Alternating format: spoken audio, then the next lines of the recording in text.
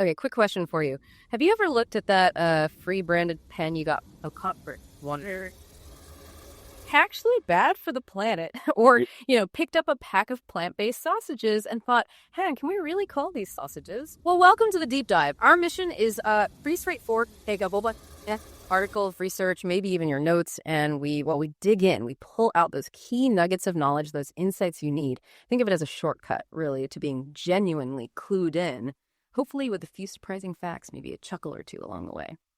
Today, we're diving deep into insights curated by Consumers.App. This is stuff gathered on July 18th, 2025. It's this great platform that pulls together news from all over, giving us this snapshot of consumer trends. It's kind of like a peek into the future of our choices. What we eat, how we travel, even what we put on our skin, it's all connected. So we're going to unpack some really fascinating headlines and the research behind them, not just what's happening, but why it matters to you. Ready? Okay, let's kick things off with something many of us are thinking about, especially now. Travel. We saw this headline from The Conversation. Going on holiday, here's how to make sure your trip is sustainable. It seems like everyone's talking about sustainable travel these days. Oh, absolutely. And what's really interesting is how we even define and measure sustainability in travel now. Consumers research points out that sustainable transport, for example, isn't just the car or the plane. It's like the whole system. The vehicles, yes, but also the energy they use, the roads, the airports, the entire infrastructure. And the big goal, obviously, to cut down the environmental hit, less greenhouse gas, cleaner local air. Right. So beyond, the planet feeling better, what does that actually mean for us, for the places we visit? Well, it means healthier places to be for everyone. The UN Environment Program, they estimate that improving air quality just through better travel choices could prevent millions of premature deaths every year. Millions. Wow. Yeah, by cutting down pollutants like black carbon that's basically soot, which is linked to lung diseases, even cancer. So it makes you think, right? When you choose how to get somewhere, are you considering the air quality impact on that town you're visiting, or even on your own lungs during the trip? That's a heavy thought. And it's not just about health impacts, is it? I saw something about sustainability actually drawing tourists in. Exactly. That was fascinating. Studies, particularly looking at Italian provinces, they found a really clear link. Sustainable tourism policies. Things like promoting eco-labels for hotels or tours, they actually boost demand. Tourists like it. So people actively choose places because they're trying to be green. It seems so. It plays a real role in where they decide to go. So businesses that get these eco-certifications, they're not just doing good deeds. They're building their reputation, attracting those eco-conscious travelers. It shows a clear link between being sustainable and, making money. Good business. Okay, I'm trying to connect the dots here. How does just measuring sustainability in transport systems, how does that actually lead to better communities? It sounds a bit, academic. No, it's super practical, actually. Yeah. Measuring is crucial because it gives us the hard data. We can actually see the environmental, social, and economic impacts. It lets us target problems like traffic jams, terrible air quality, and by pushing for low-carbon options like studies in China's Yellow River Basin showed, we're not just, fighting climate change. We're making it easier for people to get to jobs, to shops, to doctors. We're creating communities that are just nicer places to live, more sustainable, more livable for everyone. That makes sense. It connects well to our next topic, actually, shifting from individual travel to the bigger economic picture. This headline from Biz Community caught my eye. Rise of green manufacturing, future-proofing Africa through sustainability. Sounds huge. Global implications, right? Oh, definitely. Green manufacturing is really taking up steam across Africa. Countries are actively looking for ways to bake sustainability into their industries, and the potential payoff is massive. They reduced carbon footprints, obviously, but also easier compliance with global environmental rules, which is huge for trade. Plus, better energy efficiency, which saves money, and real long-term economic benefits as industries become more resilient. Okay, here's where it got really interesting for me. The research mentioned extended reality XR. My brain goes straight to, video games, not factories. How on earth is virtual reality helping factories become greener? Yeah, they sound sci-fi, doesn't it? But it's a genuinely cool application. Mm-hmm. XR, which includes VR, AR, mixed reality, the whole lot is being used to boost sustainability in manufacturing. Think about it. You can simulate a whole production line in VR, optimize the layout, figure out how to reduce waste, manage resources better. Before you even build anything or use any real materials. Exactly. You can test different processes virtually, train workers on energy-saving techniques, all without wasting physical resources or energy through trial and error. It allows for virtual tweaking and refining, making the real-world implementation much more efficient and sustainable from day one. Okay, so zooming out again. What does this push for green manufacturing in Africa mean for us, maybe as consumers buying those products or just, as people on the same planet? It means this digital transformation using tech like IoT, AI, and this XR stuff is really key to pushing sustainability forward everywhere. But the research is also clear about the hurdles, especially in sub-Saharan Africa. Things like, patchy infrastructure, limited access to the latest tech.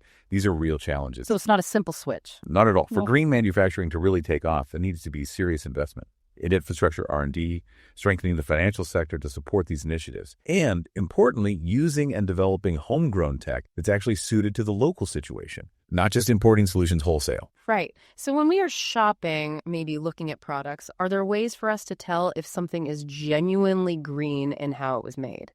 Any clues? Well, it's often invisible, but standards bodies like NIST, the National Institute of Standards and Technology, they define key markers.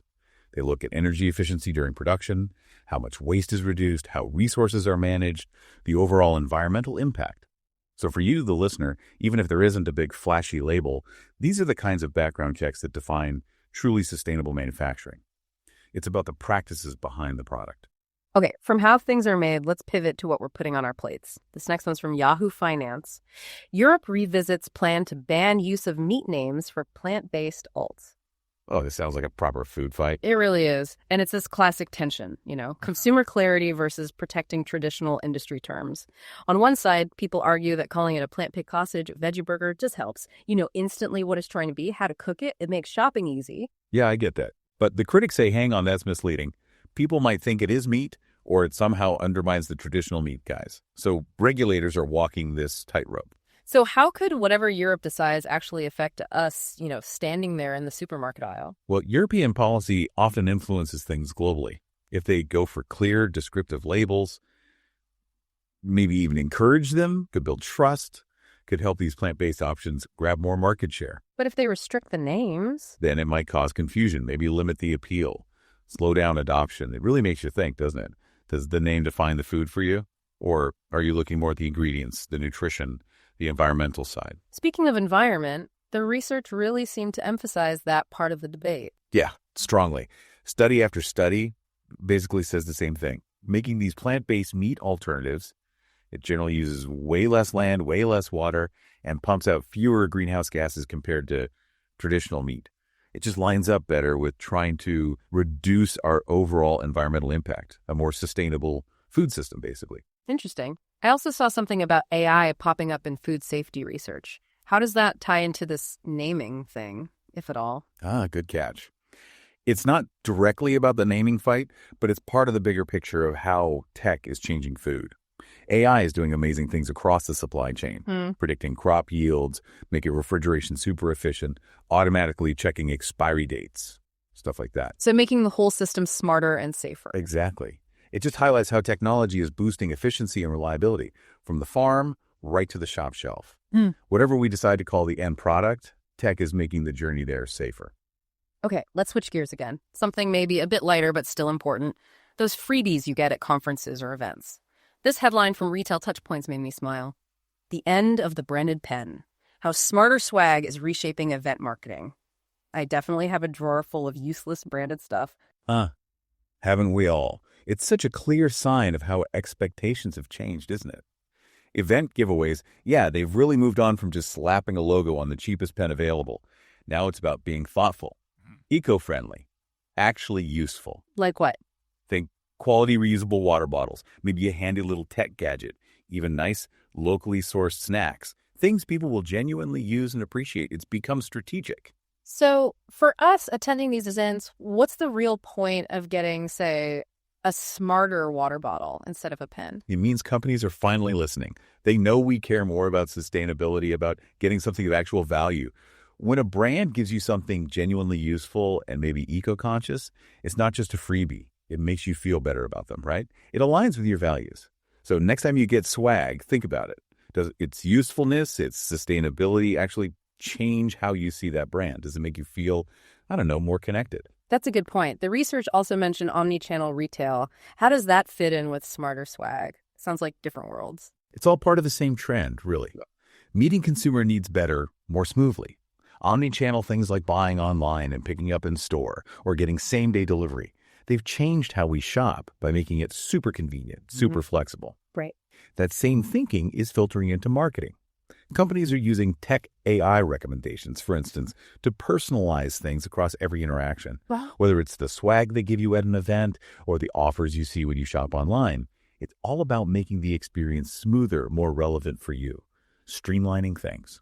Okay, final topic. Let's tackle a DIY trend that honestly might shock a few people. Last headline from The Independent via MSN.com asks, why you should stop using natural products like baking soda on your skin. uh-oh.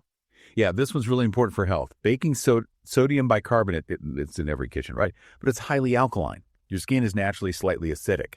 That's its protective barrier, the acid mantle. Using baking soda completely disrupts that pH balance. And that causes... irritation, redness, dryness, sometimes even actual chemical burns. Plus, it's gritty, abrasive. It can physically damage that skin barrier, making your skin way more vulnerable to infections and just general sensitivity. Wow. Okay, but hold on. Lots of people swear by natural stuff. They say baking soda helped their acne or made their skin smoother. What's the science say? Well, that's the key difference. Anecdotes versus science. While some people might report good results, the actual scientific evidence for baking soda being good for general skincare, it's very thin, almost non-existent, really. Most dermatologists strongly advise against it, precisely because that high alkalinity messes with your skin's natural defense system. It causes more problems than it solves in the long run, potential long-term damage. So if we want gentle skincare, but maybe still lean towards natural, what are the genuinely safer bets? Much safer options. Look for gentle cleansers that are pH balanced, specifically designed to match your skin's natural state. Ingredients like hyaluronic acid, glycerin, ceramides, these actually help support and rebuild your skin barrier. And for exfoliation, things like finely milled oatmeal or gentle clay masks, they can exfoliate mildly without that harsh alkalinity or physical abrasion. It really makes you question, doesn't it? What's that? Just because something's labeled natural, does that automatically mean it's good for you, especially for your skin? Or should we always be looking for that scientific backing? That's a crucial point. So much covered today. Sustainable travel, green manufacturing in Africa, the whole plant-based naming thing, smarter event swag, and even skin health. It's kind of amazing how these seemingly separate things are all tangled up in our daily lives and, well, our future. Absolutely. And if you pull back, the big theme that just jumps out is sustainability, right? It's weaving its way into everything, corporate strategy, global trade, down to your shopping choices, and even your personal health routines. It really boils down to being informed, doesn't it? So you can make better choices for yourself and, for the planet too. Well, we really hope this deep dive into the Consumers.App insights from July 18th, 2025 has given you some valuable things to think about, some useful nuggets. Thanks so much for joining us on this exploration today. And as you go about your day, maybe thinking about that next purchase or planning that holiday. Here's a final thought to chew on. In this world just drowning in information, how do you find the guts to question what everyone else speaks out? And how do you decide which ideas, which insights are truly worth diving deep into?